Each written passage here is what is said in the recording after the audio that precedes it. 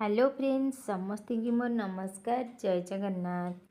स्वामी स्त्री निज रूम रे एही दिगरे भूल रे भी दर्पण लगातु नहीं।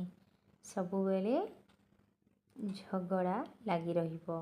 आजिर भिडियो रे आमे आपण मानकु कहिबु स्वामी स्त्री निज रूम रे एही दिगरे लगातु नहीं दर्पण। झगड़ा सबुदिन लगी रहिबो।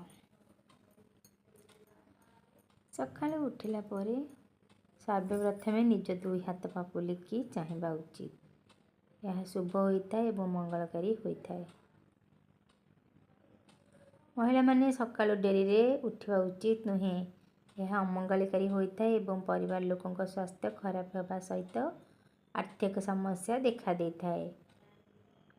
प्रत्येक शुक्रवार दिन मीठा खाद्य खाइबा उचित। यह द्वारा दाम्पत्य जीवन सुखमय होता है।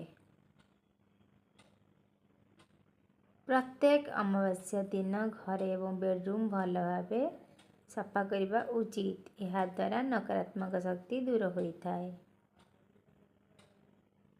स्त्री लोक माने दंडवत प्रणाम करने उचित नुहे। यह अशुभ होता है एवं गर्भवती महिला माने सिंहलिंग स्पर्श करने उचित नुहे।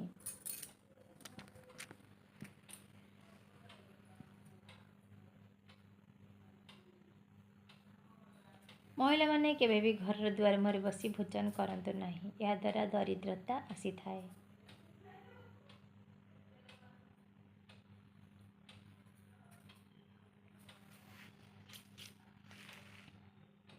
महिला माने रोषेई कर सारिबा परे चूल्हा पर कौन अन्य जिनिस रखंतु नहीं। यह अमंगलकारी होता है।